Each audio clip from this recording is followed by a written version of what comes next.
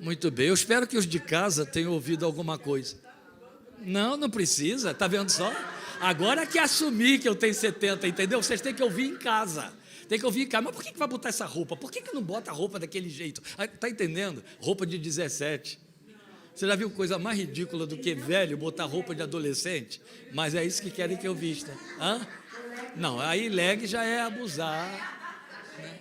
Aí leg já é abusar. Mas olha, é muito bom estar aqui. Essa descontração toda é por estar em casa, né? Claro que sim. É evidente que eu viria mais vezes se vocês não gastassem tanto dinheiro comigo. Eu até já avisei a eles, se continuar pagando desse jeito, eu não venho mais. Não vem por constrangimento. Se deixar eu vir no 0800, eu até venho mais vezes. Mas cada vez que eu venho aqui, fica um rombo aí para a igreja desnecessário. Eles fazem isso, sem precisar.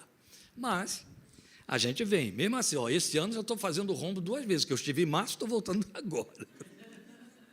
Não precisava. Uma forma de ficar mais barato é vocês irem lá, né? Aí fica bem melhor. Cabe. Simplesmente eu posso lhe garantir que cabe.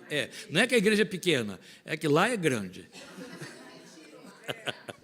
Aí sim, fica melhor ainda, com certeza. O Fábio disse assim, por que quando você fala ali aqui em Interlagos, você fica descontraído, fica solto, e na sua live não fica? Porque na live eu não tenho público. Eu tenho uma tela. Eu estou falando para uma tela. Eu vou fazer o quê? Não, e não tem ninguém para devolver, para ficar falando essas bobagens, essas abobrinhas que eu estou ouvindo aqui. Aí não descontrai. Quando eu estou no meio do nosso povo lá, quando eles vão, né, gente? Porque ela está aqui dizendo, ele veio pela 2ª vez, eu estou lá todos os dias, eles vão uma vez por mês, só metade que aparece, a outra metade se cansa, se espirra não pode ir, se o céu chuvisca também não pode ir, né? Na verdade, eu já esqueci o que eu estava falando, porque agora já tem 70. Mas a descontração é boa por isso mesmo, é porque tem retorno, né? Tem um feedback, estamos em casa, estamos vendo as pessoas. Lá eu também fico descontraído, é claro. Agora, na frente de uma tela, eu pago para ver. Aí eu vou me sentir meio querendo botar um botão vermelho no nariz, né? Porque se não tem ninguém ali, eu ficar de gracinha, não funciona. Mesmo assim, eu digo umas abobrinhas, sabe? Quando aparece uma carinha assim, uma zeca, aí eu falo umas abobrinhas, né? Se aparecesse mais gente daqui, lá na carinha, eu ia falar mais abobrinha, mas só aparece a zeca. Vou fazer o quê? Daqui eu só vejo a zeca lá. Muito bem. Graças a Deus, estamos. Estou sentindo a falta aí do Caíto e da Silvana, que eu acreditei que estariam aí hoje. Vão chegar ainda, então? Vão, a minha vão. Vão sim.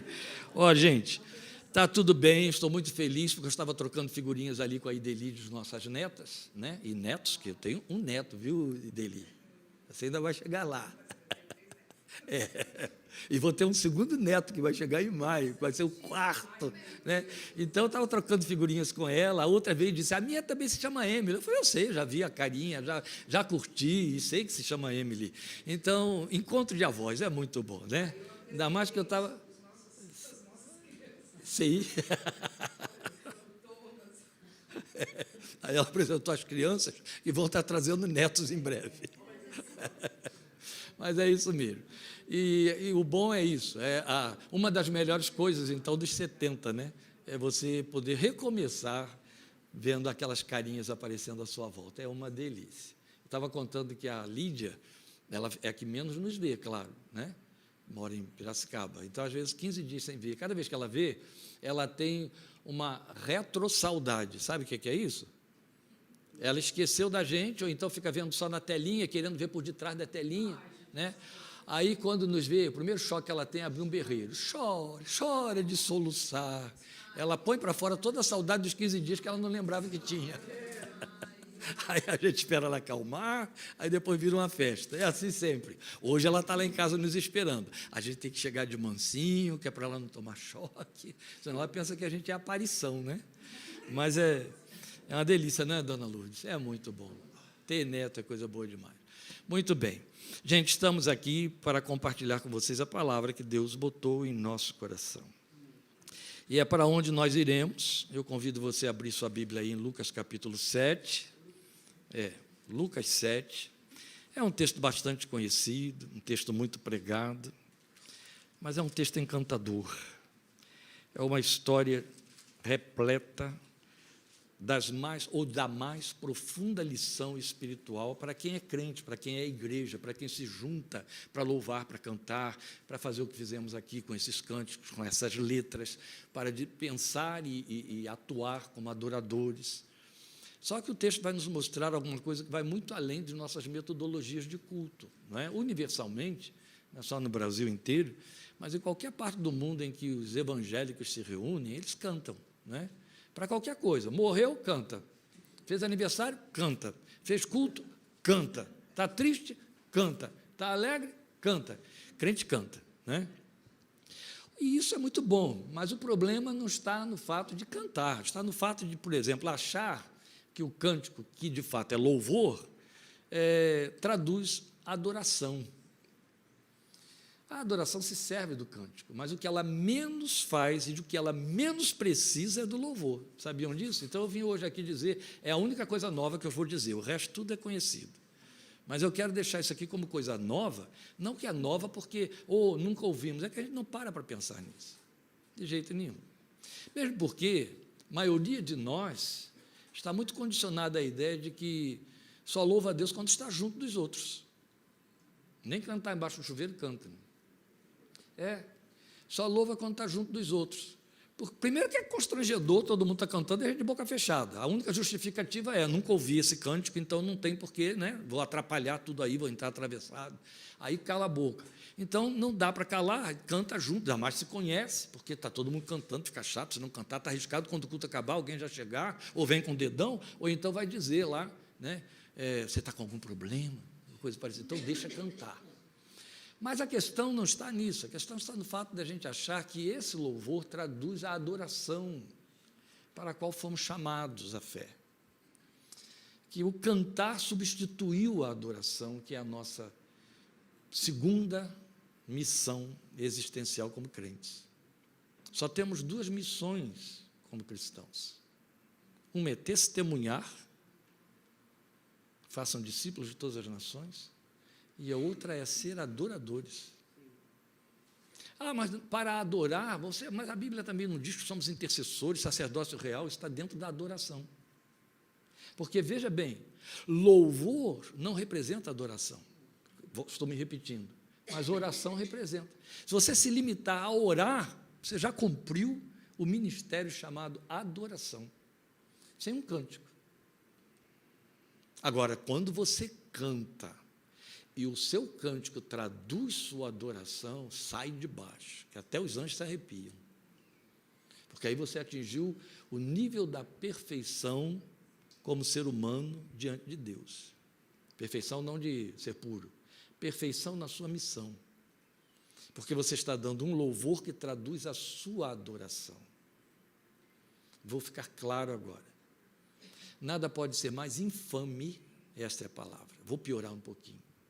Nada pode ser mais indevido ou cretino do que louvar vazio, do que cantar sem sentido, do que cantar por técnica, por mecanismo, porque esse é o cântico que está na tela, entende? E aí eu cometo a blasfêmia, e essa é a pior das palavras, das que eu selecionei, de entoar aquele cântico que não tem nada a ver comigo. Que a melhor coisa a fazer, a mais correta e decente, estou piorando, né? Estou dando cada vez adjetivos mais pesados, era calar a boca. Eu contei aí, quinta-feira, no estudo que eu estava dando, que uma certa vez nós cantávamos sempre na nossa igreja, cantávamos sempre hinos oficiais. O que é que chama de hinos oficiais? Aqueles hinos de inário, lembra? Quem for crente da antiga sabe o que é isso. Então, a gente sempre tinha 2, 3 desses em cada culto. Algumas igrejas ainda fazem isso. E um dos cânticos, que foi um dos primeiros, que mais me impressionou, belíssimo, eu lembro o número dele até hoje, 333, do nosso cantor, que não é cantor cristão, do inário, pronto. E um dia, e eu que selecionava os hinos, quem tocava era a Gisele, mas quem selecionava era eu, por causa da mensagem, né, tal. Deixava o louvor por conta de quem ia conduzir o louvor, os cânticos avulsos, e os hinos eu que escolhia, sempre, mesmo porque ninguém lá conhecia os hinos para escolher.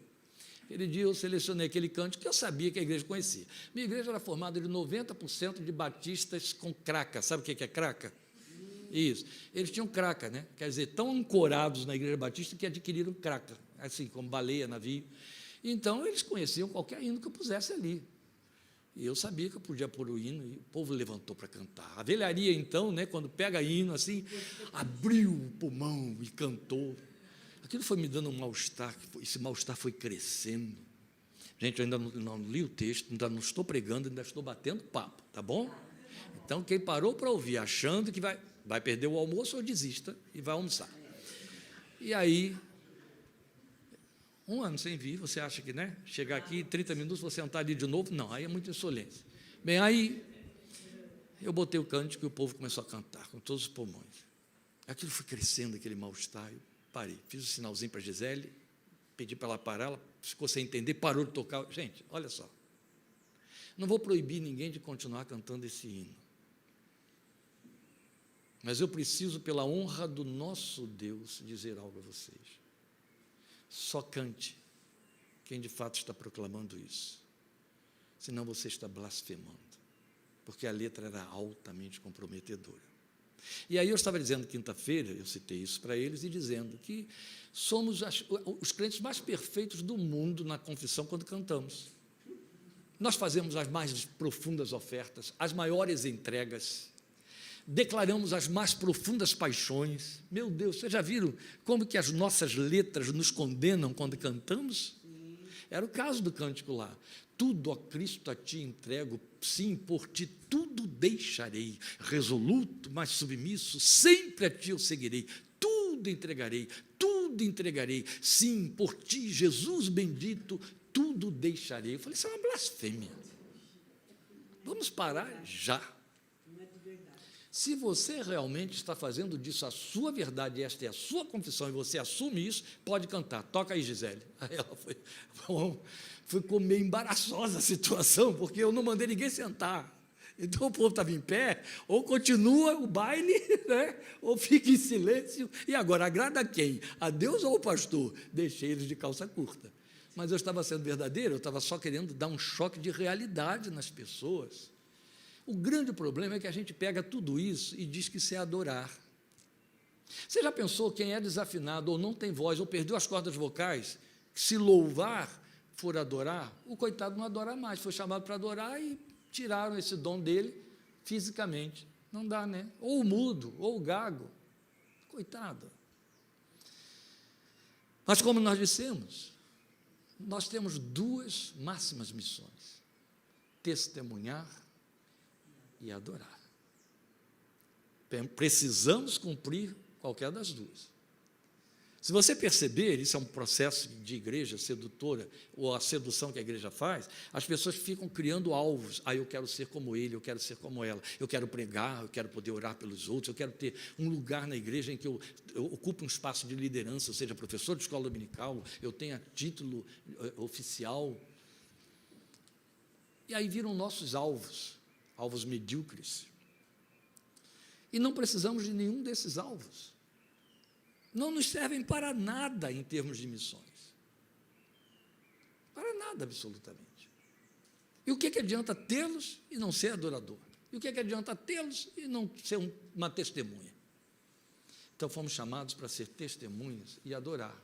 E isso é que é lindo. Você não precisa ter título nenhum, você não precisa ocupar nenhum lugar de liderança para cumprir essas duas coisas. Mas você não precisa ter curso, mas você não precisa conhecer os 66 livros da Bíblia, mas você não precisa ter texto bíblico nenhum decorado. Ih, gente, olha como é que se amplia a folha de oportunidade para o adorador.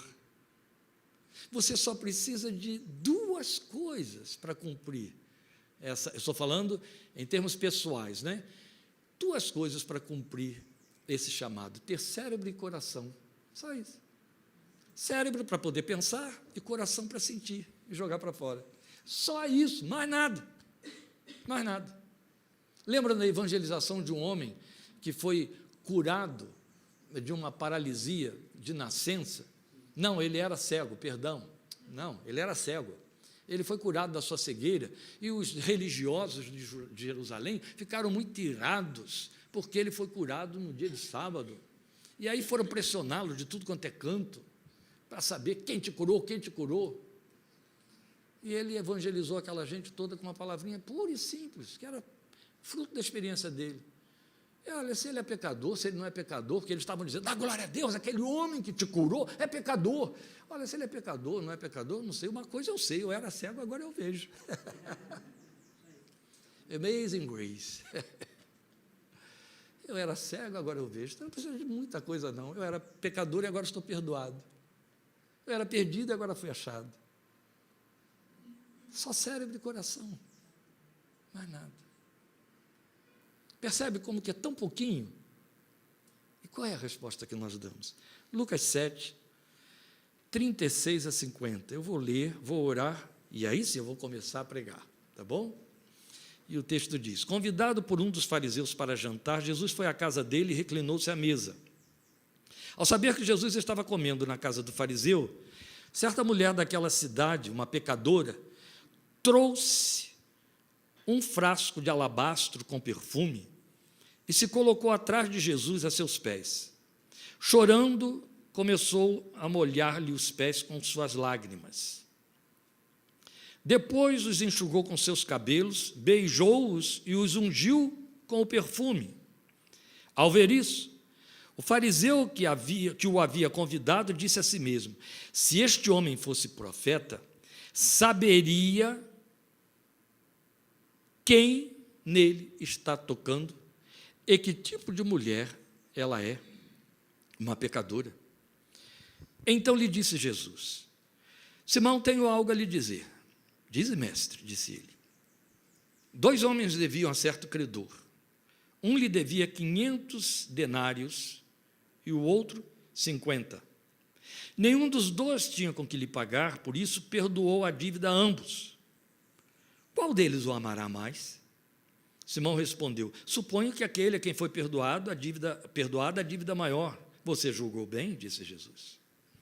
Em seguida, virou-se para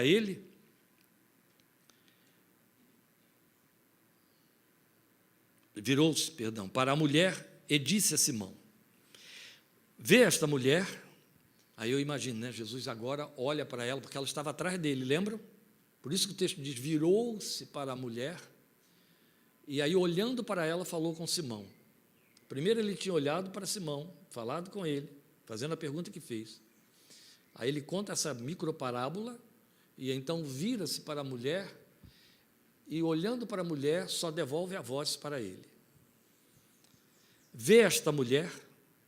Entrei em sua casa, mas você não me deu água para lavar os pés. Ela, porém, molhou os meus pés com suas lágrimas e os enxugou com seus cabelos. Você não me saudou com um beijo, mas esta mulher, desde que entrei aqui, não parou de beijar os meus pés. Você não ungiu a minha cabeça com óleo, mas ela derramou perfume nos meus pés. Portanto, eu lhe digo, os muitos pecados dela lhe foram perdoados, pois ela amou muito. Mas aquele a quem pouco foi perdoado, pouco ama. Então Jesus disse a ela, seus pecados estão perdoados. Os outros convidados começaram a perguntar, quem é este que até perdoa pecados? Jesus disse à mulher, sua fé salvou, vá para a paz. Não, pastor, está escrito aí, vá em paz. A palavra original que Jesus teria usado para aquela mulher é, vá para a paz. Entende? Não soaria direitinho para nós, então foi a versão, traduziu para o nosso entendimento, vá em paz, que é o que diríamos, né, para as pessoas, mas o que ele disse foi o que tinha de acontecer, vá para a paz. Se está perdoada, vá para a paz. Ande agora no ambiente da paz, porque a fúria, a ira, a inimizade foi cancelada. Estamos em paz, justificados pela fé, temos paz com Deus por nosso Senhor Jesus Cristo. Ele podia mandar aquela mulher para dentro da paz, porque é por nosso Senhor Jesus Cristo que, justificados pela fé, temos paz com Deus. Deus estava em Cristo, reconciliando consigo o mundo, não lhes imputando os seus pecados. Esse mundo somos nós. Vá para a paz. Muito obrigado, Pai, por esta palavra. Muito obrigado por esta manhã, por este encontro. Muito obrigado pelo que podemos aqui fazer, adorando o Teu santo nome, pela oportunidade de Te adorar. Obrigado porque cantamos e Te adoramos, oramos e Te adoramos, pregamos e Te adoramos agora. Mas rogamos a unção de que necessitamos para que a pregação seja palavra de Deus em nossos corações, por meio de Teu Santo Filho Jesus e no agir do Teu Espírito Santo para o louvor de Tua glória. Amém. Amém. Agora eu começo a pregar e eu quero só esclarecer ou contextualizar vocês dentro do nosso texto, né? Contextualizar, e aí depois então eu faço a aplicação dessa leitura aqui para a nossa fé.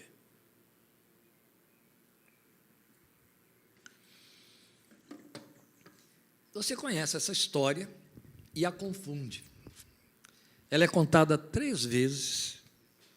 vezes nos evangelhos.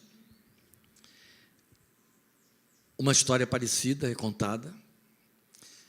Quem conta a história idêntica entre si são Mateus, Marcos e João. E Lucas entra com uma história muito parecida, mas que não é a mesma. E é isso que confunde. Por exemplo, você já está imaginando uma cena para quem você está dando nome, a personagem. Quem passou pela sua cabeça aí? Como a mulher que quebrou o alabastro e derramou o nardo sobre a cabeça de Jesus. Maria. No entanto, não estamos falando de Maria. E aí estão as diferenças que mostram porque só Lucas tem esta informação. É bom que se saiba, aqui é uma questão de leitura técnica, que Mateus e Lucas se copiaram, porque os dois copiaram Marcos. Mas Mateus teve uma fonte que a gente desconhece, exclusivamente dele, e muito mais provavelmente ele era a própria fonte, porque ele era testemunha ocular do ministério de Jesus. Lucas não era. Então, Lucas se serviu de Marcos e Lucas se serviu de Mateus, mas Lucas se serviu também de uma outra fonte que nem Mateus tinha, nem Marcos e nem João. E ele diz isso na abertura do seu evangelho. Esta é a razão porque você tem essa história que eu li aqui em Lucas 7, totalmente diferente do que você vai encontrar em Marcos, em Mateus e João, apesar da tremenda semelhança. Mas eu vou mostrar a você onde é que a semelhança se encerra para que você perceba a diferença. Começa, a mulher é incógnita e é chamada de uma pecadora. A colocação, uma mulher pecadora, significa que era uma mulher da vida, o que nunca aconteceu na vida de Maria, irmã de Marta e de Lázaro. Além disso, nunca ter sido o perfil de Maria, irmã de Marta e Lázaro, alguns acham e enfiam aqui Maria Madalena, porque inventam até hoje, nos filmes e em tudo quanto é lugar, que Maria Madalena tinha sido uma prostituta. Muita gente, especialmente pastores, vai ter que se consertar com Madalena quando chegar lá. Vai estar esperando. E acho que com o cajado de Jesus na mão. Para pastores, eu espero que ela arrebente com a cabeça de cada um que entrar, que disse que ela era prostituta. Porque todos os filmes colocam isso, todas as pregações também. Porque saíram 7 demônios da mulher. Gente, eu acho que da minha vida saiu muito mais do que 7 demônios quando Jesus me achou, e eu nunca fui prostituto. Agora, por que decidiram? Porque era uma mulher e porque saíram demônios dela, tinha que ter se prostituído. Eu nem sei se algumas prostitutas têm demônio, gente. Não sei. Mas a gente inventa essas coisas. Esses são os tropeços que a gente faz com a palavra de Deus e o povo, né, coitado, não sabe, vai recebendo esse problema aí. Pois bem, Maria não configurava isso que está aqui. A outra razão que derruba todo o argumento é o fato de que os 3 evangelhos situam a situação de Maria na casa de Maria. Jesus estava em Betânia, na casa de Marta e Lázaro. Nos 3 evangelhos, era lá que ele estava. Aqui não é só. Na casa de Marta e Lázaro e Maria, tinha calendário. Os textos dizem que ele estava às vésperas da Páscoa. Um texto diz que ele estava há 3 dias, o outro diz que estava há 6. Tem a ver com a contagem dos judeus. João diz que ele estava há 3 dias. Marcos diz que ele estava há 2 dias. Mateus diz que ele estava há 3 dias. O fato é que ele estava às vésperas da Páscoa, a ponto de dizer, isso deu motivo para que poetas muito inspirados compusessem coisas muito belas, a ponto de ele dizer, ela, Maria, se antecipou o meu sepultamento, porque os judeus perfumavam os cadáveres para que pudessem mantê-los em sepulcros 3 dias, porque havia uma superstição por detrás. É bom que vocês saibam, não tem a ver com narcolepsia e aquela outra doença lá que faz a pessoa ficar, depois criar a lei aí das 24 horas, depois que vieram aí os elétrons, etc., isso acabou, esqueci o nome, esquece lá. A questão é que não era por causa disso, é porque havia uma superstição que dizia que a alma ficava junto do corpo até o 3º dia. Então, eles não sepultavam antes do 3º dia. Para manter naquele clima um corpo em sepulcro, 3 dias, sendo velado, bota perfume nele, né? E era isso que faziam. Então, ela usou o que ninguém usaria. E outra coisa, o nardo, que era caríssimo, era uma raiz que era extraída a 3.000 metros de altura, lá no Himalaia. Então, era muito caro, só quem tinha dinheiro, e Maria tinha. Seu irmão era curtidor, por isso que um dos textos diz Simão o leproso, porque os curtidores eram considerados leprosos, e Simão era o sobrenome de Lázaro, ainda tem tudo isso aqui. Maria tinha dinheiro para comprar aquele nardo para o seu sepultamento, porque era isso que as pessoas faziam. Quem tinha dinheiro comprava o nardo, que era colocado num vaso de alabastro hermeticamente fechado, de maneira que ele não podia sair dali, a não ser quebrado o vaso. Era a única forma de tirar o perfume dali de dentro. E então, é evidente que o que ela fez, que Judas na mesma hora gritou, que desperdício, 300 denários, 300 salários diários, 1 ano de trabalho de um trabalhador comum na Palestina, e aí ela desperdiça sobre a cabeça de Jesus, que estava guardado para o funeral dela, que era isso que acontecia. Então Jesus diz assim, ela se antecipou ao meu sepultamento. E aí vem os poetas, né, com razão para dizer, quando os guardas o esbofetearam, a mão deles ficou perfumada. Quando tiraram a coroa da sua cabeça, a coroa estava perfumada. Quando tiraram o seu corpo da cruz, os que o pegaram ficaram perfumados. Os poetas crescem em cima disso, que isso tudo é verdade. Você lembra que o texto diz que o perfume encheu a casa toda? Deve ter gente que saiu tossindo, né? Coisa parecida. Ele ficou impregnado no corpo dele. Dali em diante, ele não teve espaço para mais nada. Ele não pôde tomar banho, ele não pôde fazer mais nada. Ele só foi apanhar e até ser crucificado. Então, ele foi para a cruz perfumado. Bem, isso aqui são detalhes só para poder enriquecer a nossa escola dominical. A questão é que isso joga por terra a ideia de que estamos diante do mesmo texto ou da mesma mulher. Não tem nada a ver. Tem outras coisas mais aí que eu não estou lembrando. Sim, os movimentos dela. A Maria quebra o vaso e derrama o nardo sobre a cabeça de Jesus. Essa mulher derruba o nardo nos pés. Maria em nenhum momento enxugou os pés de Jesus porque estava chorando. Ela não estava chorando e nem molhou os pés de Jesus com lágrimas e tal. Mas o ponto importante aqui a considerar, então eu tive de colocar isso para você não confundir com aquela história lá da Maria, é o fato de que o Simão, o anfitrião, o fariseu, que recebeu Jesus e que não o recebeu, ele deixou de cumprir as honras que obrigatoriamente fazia parte da cultura, tinham de ser dadas a um convidado. Ninguém podia chamar à sua casa alguém, tivesse nome ou não tivesse nome, sem, imediatamente, quando a pessoa chegava, ainda mais para ir à mesa, oferecer uma bacia de água para lavar os pés, porque a mesa era no chão, e mandar o seu criado lavar os pés do visitante. E se o visitante fosse excelente, nobre demais, um príncipe, era o dono da casa que lhe lavava os pés. A primeira coisa, os movimentos eram esses. Passou pela porta, recebe 2 beijos. Ato seguinte, imediatamente, pega perfume e passa sobre a cabeça e o rosto do visitante e sobre as suas mãos. Depois, a bacia para lavar os pés. Agora pode vir para a mesa. Fazia parte da cultura, porque também sem isso era muito constrangedor. Suado, empoeirado, sujo, mal cheiroso, se assentar à mesa ao redor, um com a cara colada no pé do outro, para comer ali. Então, Jesus esperava estas honras não por ser Jesus, mas porque era convidado. E é evidente que o fariseu que o convidou deveria cumpri-las. Ele não as cumpriu. Então, ele deixou de cumprir deveres como anfitrião.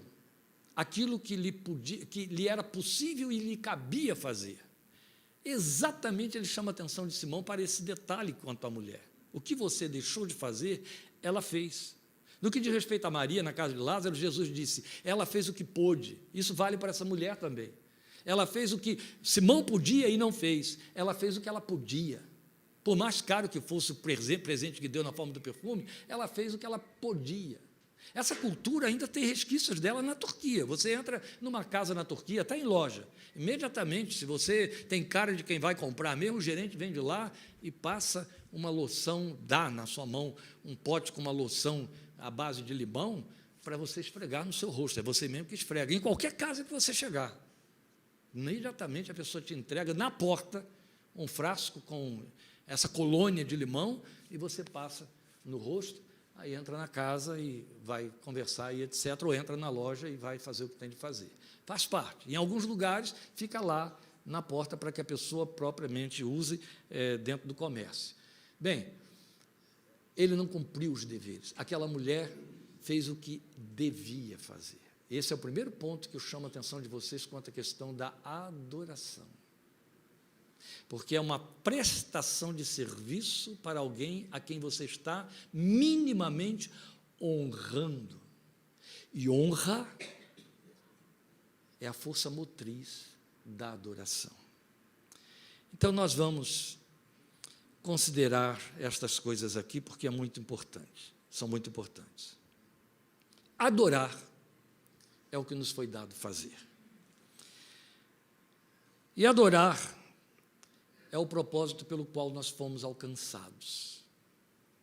Deus te alcançou em Cristo para fazer de você um adorador dele. Alguém com muita razão poderia perguntar, e aqui cabe, né? Eu estou criando uma dialética, mas aqui cabe isso, esta pergunta: por que Deus precisa da minha adoração? Deus precisa da minha adoração? Primeiro, você sabe que ele tem hostes incontáveis de anjos que o adoram, e a Bíblia diz que o adoram sem cessar, certo? Então, por que ele vai querer fazer questão da minha adoração? Outra coisa, Deus sendo Deus, e só pelo fato de ser Deus, ele precisa ser adorado? Se ele precisa ser adorado, eu tenho de começar a questionar a divindade dele, não é não? Eu tenho de começar a pensar que Deus é esse que carece de ser adorado. Afinal, a adoração não é uma forma de prestar honra e de confessar e reconhecer a divindade? Por que ele precisa disso tudo, sendo quem ele é? Deus não precisa da adoração. Quando ele te estabelece como adorador, ele está pensando em você, não nele. É a seu favor, não é a favor dele. Porque a necessidade de adorar é nossa. Adoração, este seria o lado de Deus, de que ele abre mão, expressa admiração, resume-se, na verdade, a nossa reação espiritual diante da pessoa de Deus, diante da sua paternidade, porque adoramos como filhos. É nessas condições que ele nos estabeleceu como adoradores, nessa condição de filhos. Mas eu estou dizendo a vocês, e é fato, que adorar é uma necessidade nossa e não de Deus. Porque adorar, e aqui entra o terreno da psicologia, e é farta nesta área, é questão de observação clínica, e até na questão da neurofisiologia, observação de imagens, adorar mobiliza o que há de melhor em nós. Sabia disso? Tira-nos do centro da existência, ainda que por um momento só. E só aqui você já tem uma libertação extraordinária. Nada pode ser mais libertador do que você sair do centro da existência, o epicentro da sua existência, onde estão todas as complicações, todas as enfermidades, todas as demandas, todas as exigências, todas as acusações. Estão aí, no centro da sua existência. Você mobiliza a vida no seu entorno por causa desse centro existencial que é você, que a psicanálise chamou de ego. Mas quando você adora, você sai dele. E só em sair dele você já se libertou. Então, volto a dizer, mobiliza o que há de melhor em nós, a começar por aí. Mas também porque abre os nossos sentidos para o belo, o eterno, o santo, o sublime, e nos eleva. Quando você, cadê Marili? Cadê Marili? Está aqui. Quando você contempla figuras coloridas, uma tela colorida, independente do conteúdo da tela, da sua mensagem, cores. Vamos pensar aí nos quadros abstratos, aqueles borrões de tinta jogados lá. Pense na tela da sua televisão mostrando campos holandeses e por aí. Quando você contempla uma tela super colorida, o seu cérebro se sacode tudo. Seus neurônios ficam agitados, relaxam, absorvem. Se botar som junto, deliram. E Satanás e a nossa carne, né, sempre procura copiar essas coisas excelentes que Deus estabeleceu no ser humano. Você percebe?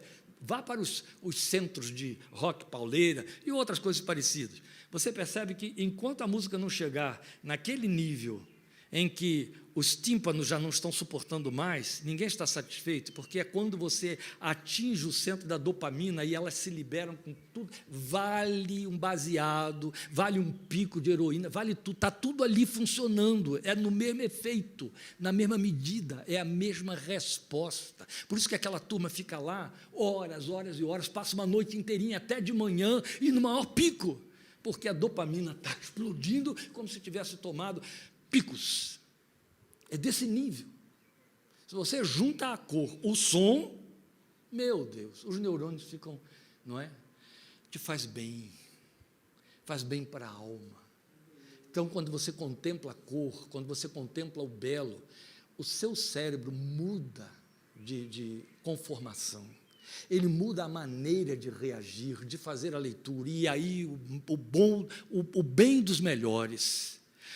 O ato seguinte, a mudança de cenário, você saiu da cor e do som, você saiu do belo, mas você está levando resquícios dele, você já foi afetado, já está contaminado, entendeu? Aquilo vai durar, claro que dependendo dos seus conteúdos, dura muito pouquinho, mas pode durar muito tempo. Por isso que eu digo que a casa da Marili é um spa psicológico. Do portão até lá dentro, você vai tomando banhos de cores, né? E o cérebro, olha, trabalhei uma mulher, desculpem colocar nesses termos, mas estou usando linguagem psicanalítica. Trabalhei uma mulher, uma crente que havia caído acentuadamente no seu estado, na sua psique, e tinha entrado num padrão de morbidade, de morbidez muito triste. Ela tinha adquirido, ou desenvolvido um transtorno ficou totalmente afetada nas suas emoções, perdi a palavra aqui, mas ela ficou embotada, seus sentimentos estavam embotados, era só queixa. Eu a conheci no tempo saudável, ela era muito exagerada. Quando eu a vi, entrou no meu consultório daquele jeito, eu tinha lido o nome dela lá e não liguei a pessoa ao nome, mas quando eu a vi na antessala, eu olhei, porque eu estava vendo uma defunta que andava. E aí ela entrou, sentou e começou a fazer as suas queixas e me mostrar essa morbidez que não vencia por nada. Trabalhei com ela 1 ano e meio. Vocês sabem qual foi a ferramenta usada? Olha, ela tinha o evangelho e eu também, certo? Mas vocês sabem qual foi a ferramenta que eu usei para tirar aquela mulher daquele estado e ela entrou em alta? Está assim até hoje, de vez em quando me manda algumas mensagens com aquela mesma euforia de antes, e eu digo, Senhor, que ela não perca esse tom. Porque 1 ano e meio eu trabalhei com aquela... A primeira coisa que eu olhei para ela, eu falei, vamos mudar esse figurino aí. Ela estava toda vestida de neutro. Tudo era neutro nela. Entendeu? Começa que não tinha uma maquiagem. E depois as cores eram todas neutras. Tudo era neutro. Eu disse, vamos mudar isso aí. Precisava de você lá, né? Eu falei, você não volta aqui semana que vem se não vier com cores berrantes e sentar na minha frente com cores berrantes. Mas eu não tenho. Eu falei, compra, você pode comprar. Eu não saio de casa para comprar. Você vai na Rua 3 e você vai comprar na Rua 3 e sozinha. Porque eu fazia essas imposições, né? Eu dizia, se não fizer, eu não atendo. Não era, Zeca? E aí, a pessoa tinha que pensar duas vezes, né? Eu ficava com raiva de mim, eu me lembro de uma vez voltar e dizer, eu senti tanta raiva de você ontem, que bom, estamos no lugar certo. Ou ficava com raiva de mim ou cumpria. Então foi divertido, né? Porque ela só botou uma parte da roupa colorida, a outra mantinha o tom neutro. Eu falei, está muito ruim. A partir dali, comecei a depreciar o figurino dela. Aí comecei a mexer com a vaidade dela. Porque agora tem um homem do lado de lá, quase com a idade dela, depreciando a forma dela se vestir, então não teve jeito. Aí já, das outras vezes, ela já começou a aparecer com batonzinho, né, e mais cores. E já ficava olhando com aquele olhar tenso de quem está esperando a crítica ou a aprovação. Aí eu só dizia, estamos chegando lá. Mais do que isso, eu dizia, estamos chegando lá. Mas eu nunca me vestia assim, por isso que adoeceu. Então, eu não dava folga, coitado. A outra coisa que eu passei a exigir, vai caminhar pela Rua 3, parando de vitrine em vitrine. Eu não tenho tempo para isso, vai arranjar. Porque era a única coisa que Rio Claro tinha para oferecer novidade, oferecer cores, etc. Outra coisa, não vejo televisão por nada. Eu falei, vai ver. Liga, não precisa botar o som, não precisa ter som, eu só quero que você fique olhando a tela o tempo todo, vendo as cores aparecerem ali. Aí sugeria programas, sugeria canais, etc. Curou, simplesmente curou. Voltou tudo, libertou o cérebro dela, reagiu. Isso, e simplesmente voltou ao lugar dele. E ela ficou ótima, até um pouquinho mais do que devia, mas ficou. Graças a Deus. Isso é para você entender, porque Deus não precisa da sua adoração, é você que precisa adorá-lo, ele sabia disso. Quando você adora a Deus, você entra em encantamento, entende? Eu não estou falando de êxtase, eu estou falando de encantamento. Aí você se abre tanto que você escuta o que pensava que jamais poderia ouvir. Às vezes, por falta de treino, você fica perguntando, isso é coisa da minha cabeça? Será que eu estou entendendo mesmo certo? Aí vai perguntar à pastora, né? Eu tive a impressão. Você está ouvindo o que jamais ouviu antes, está percebendo o que nunca percebeu. O mais belo, ele é a absoluta fonte de plenitude e de absoluta satisfação para a sua existência, para você mãe, para você esposa, para você pai, para você filho, para você filha, para você sogra, avó, avô, nora, genro, entende? Para você pessoa, Deus é a plenitude da satisfação. Tudo que te encanta e te atrai, tudo que leva você a gastar dinheiro, a correr atrás, às vezes fazer sacrifício, pagar indevidamente, ou seja o que for, voa até Disney World, e vai ali não sei aonde, e procura se divertir, e passa a noite na discoteca, não existe mais isso, né? Sei lá os nomes hoje. Ou seja, tudo isso em que você investe tempo e dinheiro, querendo satisfação, querendo ou uma boa mesa, é a sua busca de Deus e você não sabe. E Ele é tudo isso e mais um pouquinho, entende? Então, quando você o adora, você vai adquirindo, percebendo e recebendo e trazendo para dentro de você os efeitos do que ele tem a oferecer. Porque a adoração, esse é o ponto mais importante de tudo que eu vou dizer aqui. Pastor, ainda vai falar mais? Vou, só comecei. A adoração é pessoal e personalizada. Não é terceirizada e nem é coletiva. O louvor é coletivo, a adoração não. A adoração é absolutamente individual. Vai causar estranheza a você, mas leia comigo esse texto aqui, ó. Abra aí, me acompanhe, para não ficar só ouvindo, senão você vai bocejar na minha frente, aí eu nem volto mais aqui. Apocalipse, capítulo 19. Veja aqui. Eu quero que você leia o versículo 12 comigo, ó. Seus olhos, a história de ontem, Letícia. Seus olhos são como chamas de fogo, e em sua cabeça há muitas coroas, e um nome que só ele conhece e ninguém mais. Escrito na cabeça desse que tem os olhos como chamas de fogo. Quem é ele? Jesus. Tem um nome escrito lá que só ele conhece e ninguém mais. Se o nome está escrito, por que só ele conhece? E ninguém mais. Como ninguém mais? Se estão todos olhando para ele. Se você for aqui no texto do capítulo 19, você vai perceber que João, o anjo que fala com João, deu a ele vários nomes. Testemunha fiel, e tem outras coisas aí, tem uns 4 ou 5 nomes. No meio desses nomes, aparece, e tinha um nome escrito na testa, que ninguém conhece, só ele. Aí você fica perguntando, mas para que esse nome que ninguém conhece, se já conhecemos os outros que estão sendo ditados aqui? Ele é Jesus, ele é o cavaleiro, ele é o vencedor, ele é o fiel, ele é a verdade. Porque é um nome que ninguém conhece. Quem aventa? Deixa eu beber um pouquinho mais de água.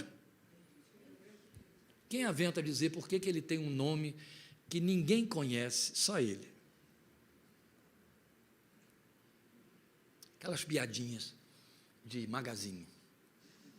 O que é seu que todos usam menos você? Hã? Fala alto. O nome. Eu só uso meu nome quando eu assino. Mas são todos que usam. Eu não me chamo, certo? Só se você quiser me candidatar a ser internado num hospital psiquiátrico, né? Ô, Kleber, como está você? Não dá. É meu, mas eu não uso. Mas todos usam. O nome que ninguém conhece, só ele conhece. Quem aventa?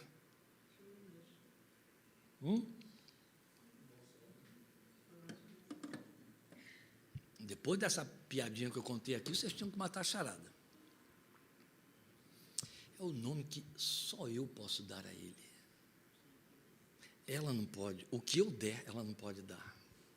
O nome que ela der a ele lá na eternidade, só ela pode dar. Eu não.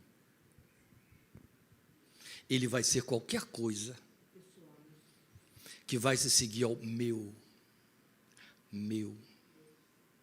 Como Jesus chamava o Pai? Zeca? Mas ele gostava tanto de ouvir,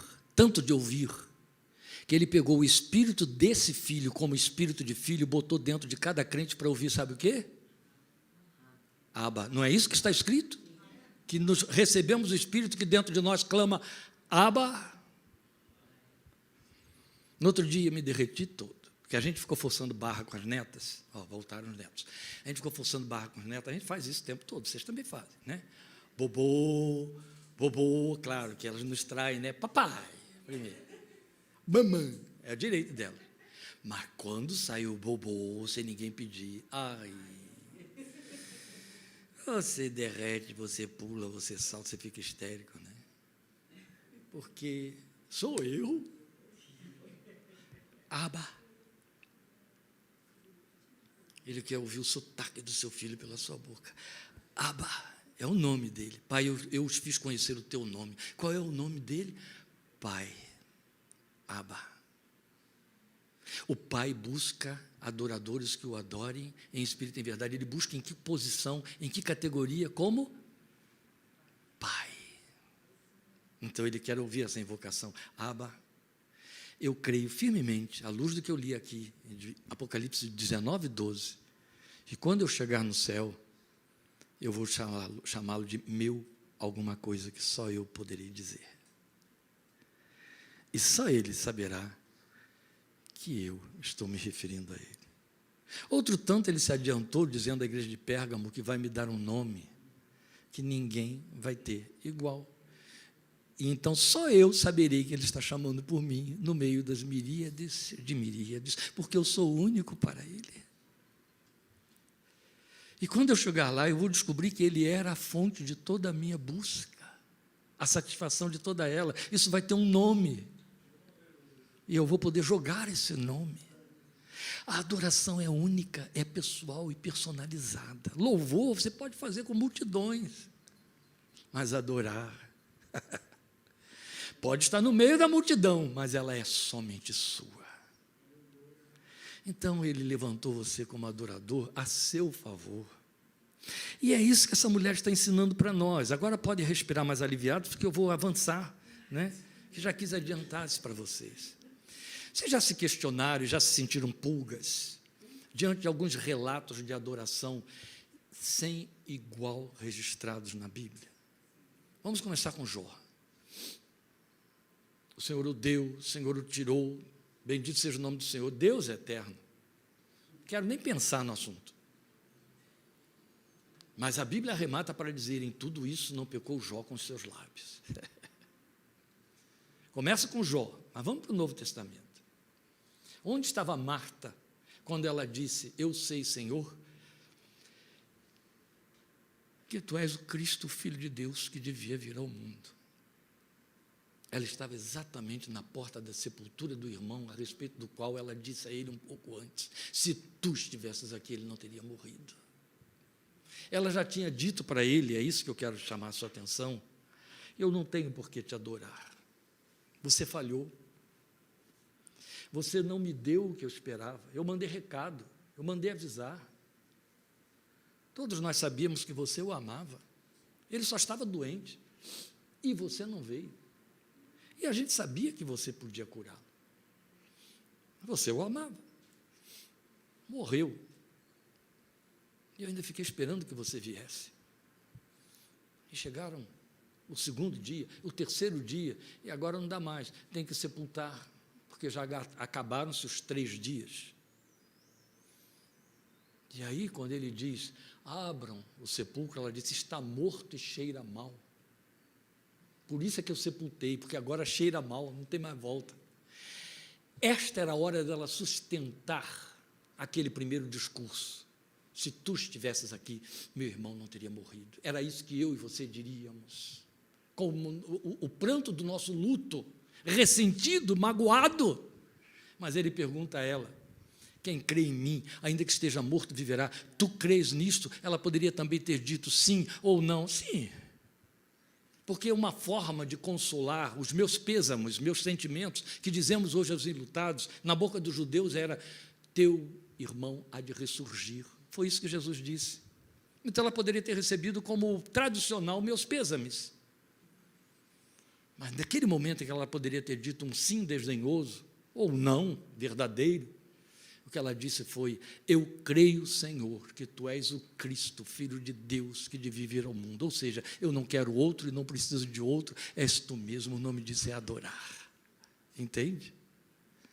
Depois você tem Paulo e Silas, lá no fundão da cadeia em Filipos.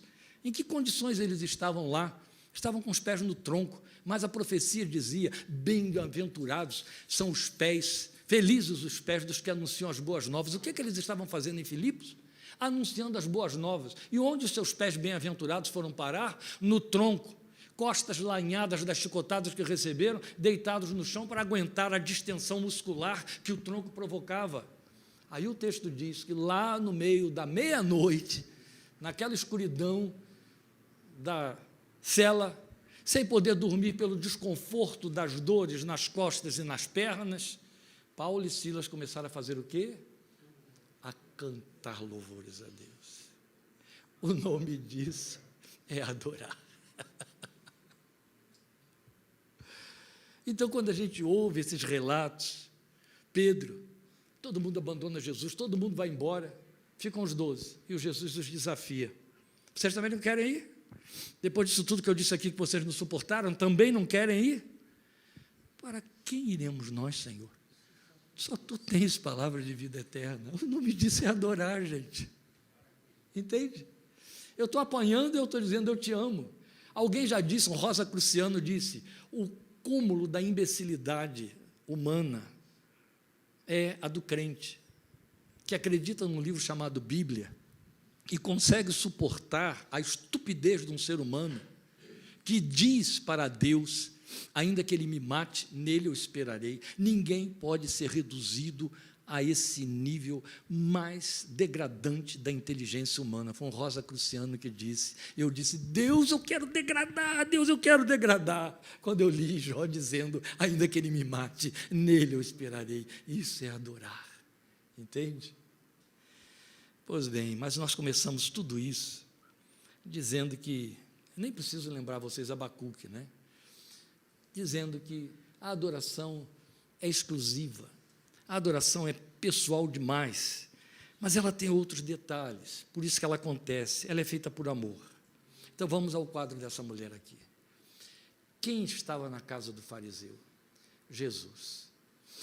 Por que ela entra lá e chora e fica molhando os seus pés e vai por detrás dele, sem ter sido convidada? Ela invadiu o ambiente, sabendo quem era, que podia ser posta para fora, rejeitada.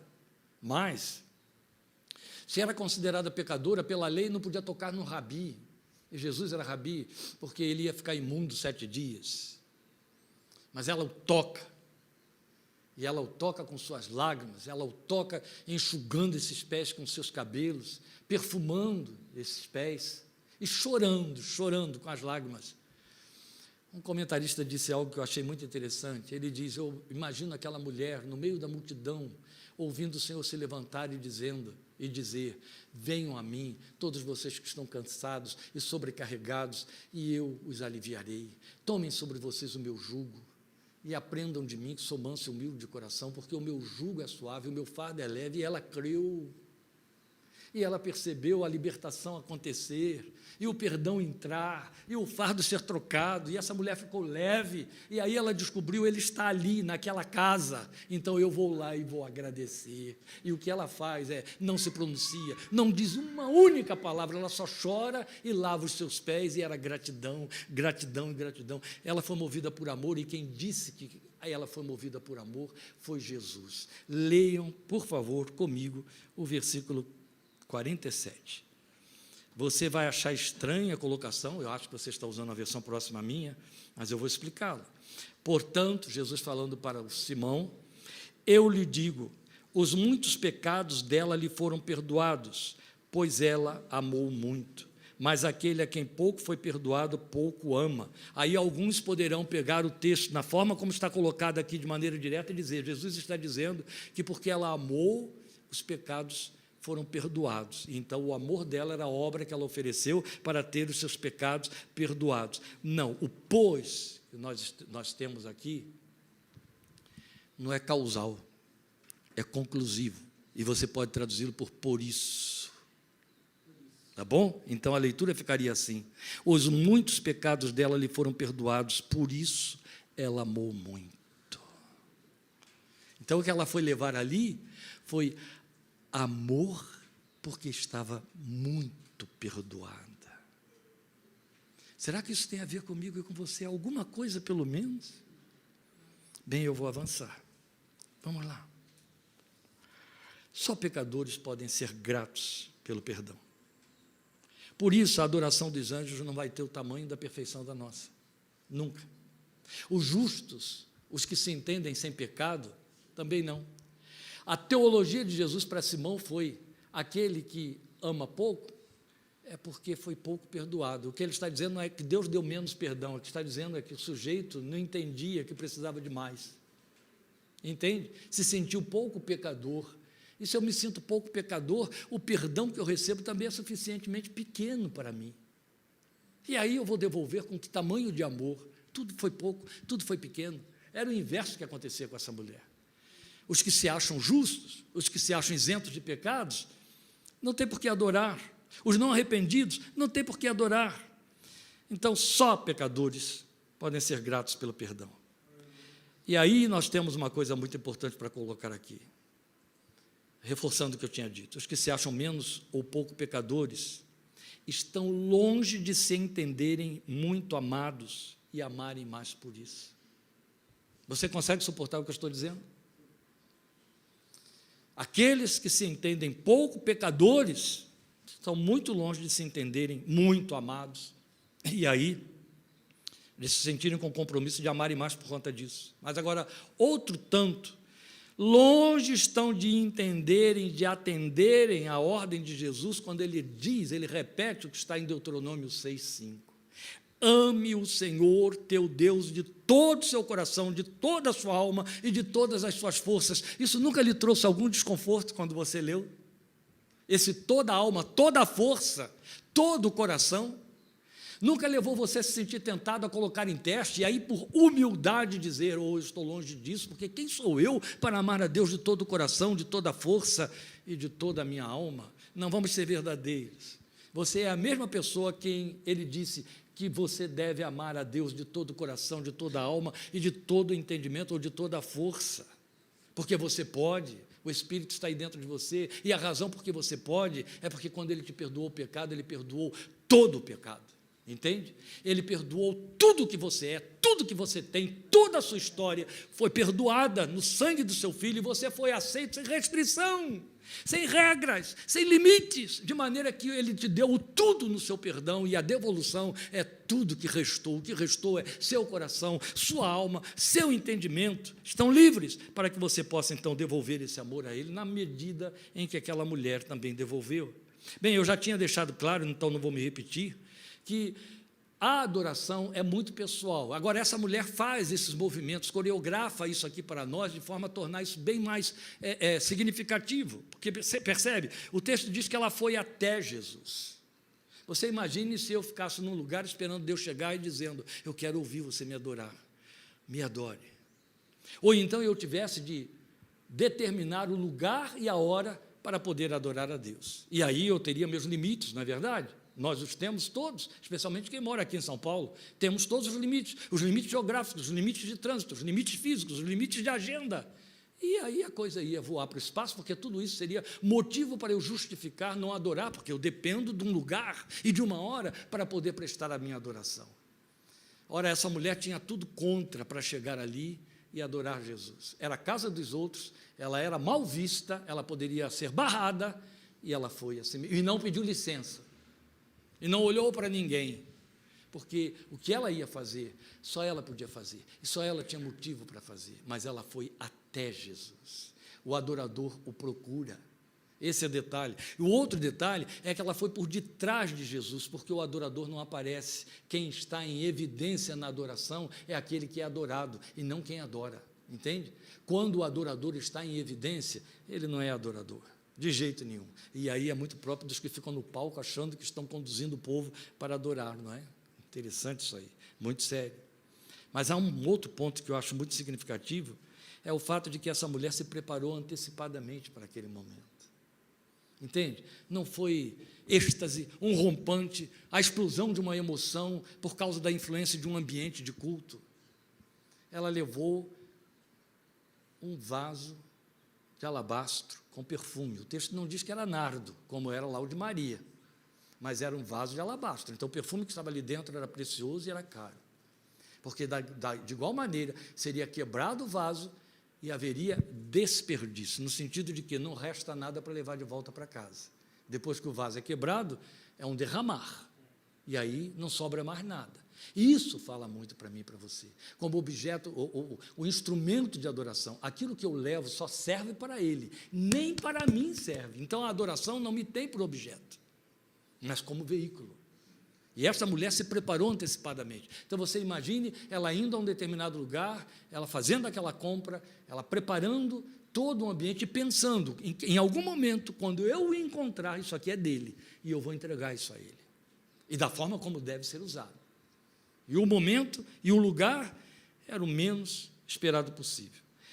Em último lugar, eu quero mostrar a você que também tem a ver com que eu introduzi tudo isso aqui, quando eu falei do cérebro, das reações às cores e ao som. A adoração é sublimadora.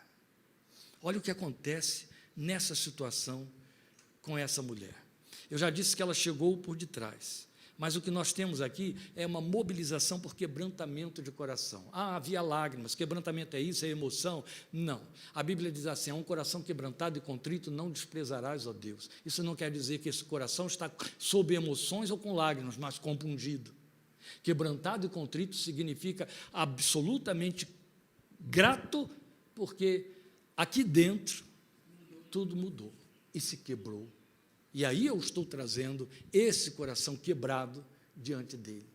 Isso é sublimação, porque nós procuramos a toda força preservar aquilo que somos e o que temos, a dignidade pessoal.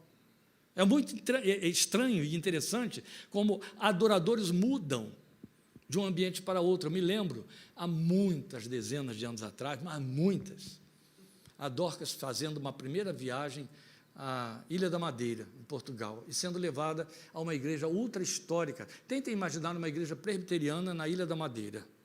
Né? Qualquer igreja em Portugal, você tenta imaginar, porque já é fora do contexto. Agora, na Ilha da Madeira, e uma igreja presbiteriana, ortodoxa antiga. E Dorcas, quem a conheceu, vocês não sabem, a missionária Dorcas, ela era, a gente chamava de mulher de fogo, né? Quando ela pregava, era jogando toda a emoção dela para fora, ela impactava as pessoas. E ela não se intimidava em lugar nenhum.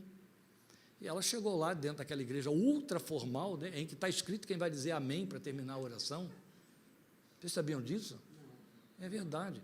O Daniel esteve na Escócia e foi pastor lá durante um período. O processual do culto dizia quem ia fazer a oração final e proibia todo mundo de dizer amém durante a oração. Ele não suportou ficar lá. Pois bem, ela foi para dentro de uma igreja assim. E aí ela pregou daquele jeito dela. Aí ela veio me contar depois. Eu acho que o povo ia implodir.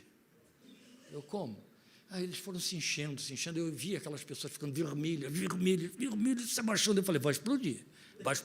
Porque não pode abrir a boca. Deviam estar loucos para dizer, obrigado, Jesus, glória a Deus. Não podia. Aguentando ali dentro. Entende?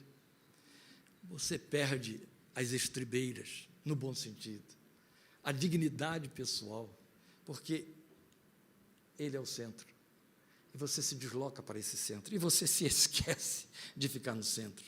Então, o que nós temos é bem intimista. Então, o que nós temos, logo em seguida, é que essa mulher nos prova que a sua adoração era fruto de fé.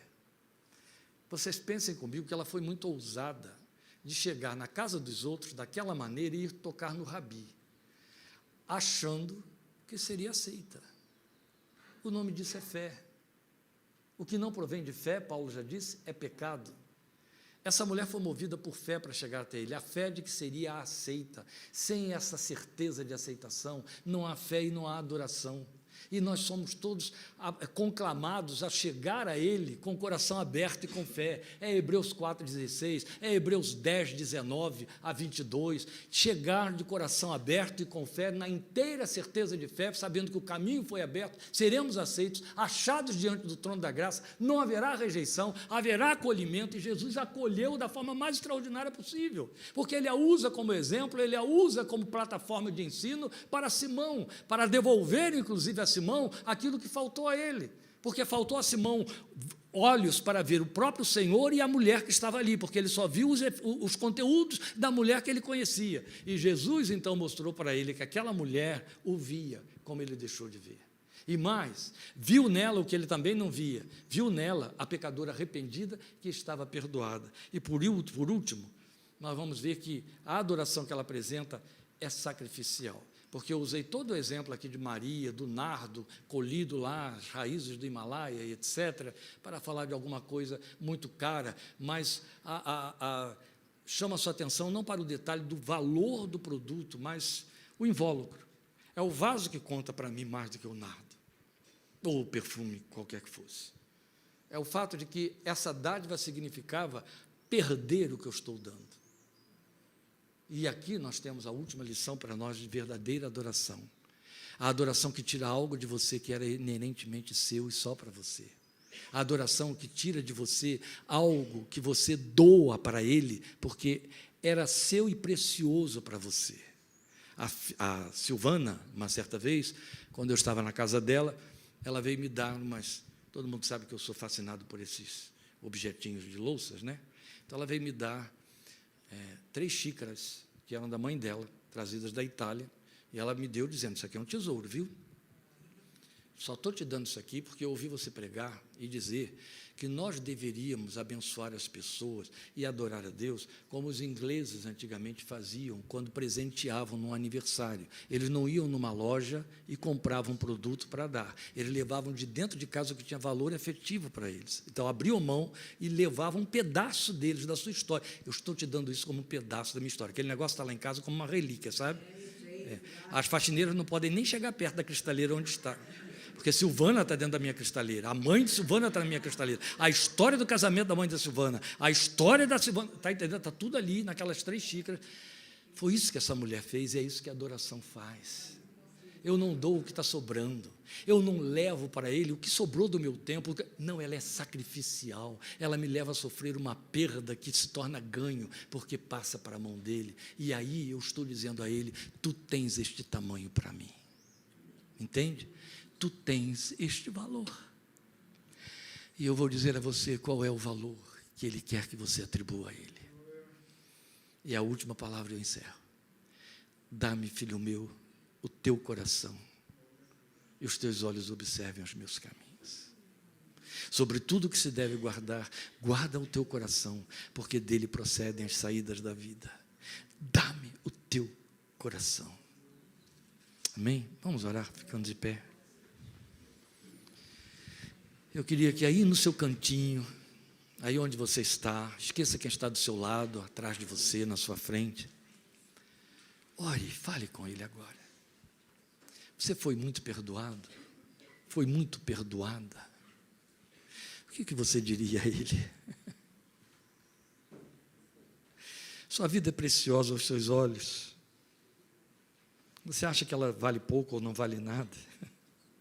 Se a sua avaliação é depressiva, pode ter certeza de que ele te avaliou pelo tamanho do preço da vida do filho dele. Não foi com coisas perecíveis como prata ou ouro que vocês foram resgatados da vã maneira de viver, mas pelo precioso sangue de Cristo, como de um cordeiro imaculado e incontaminado. Você vale demais para ele.